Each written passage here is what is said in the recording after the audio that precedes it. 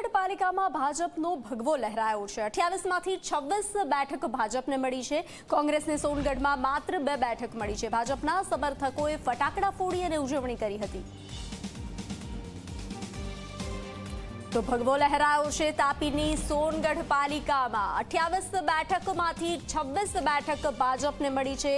તો ઉત્સાહનો માહોલ જોવા મળી રહ્યો છે, જ્યારે કોંગ્રેસને સોનગઢમાં માત્ર 2 બેઠક મળી છે।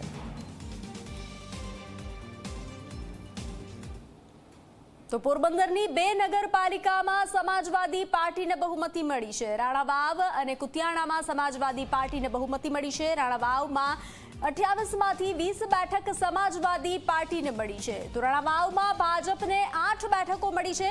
કુતિયાણામાં 24 માંથી સમાજવાદી પાર્ટીને 14 બેઠક મળી છે। ત્યારે અત્યાર સુધીમાં કુતિયાણા નગરપાલિકા ભાજપ પાસે હતી।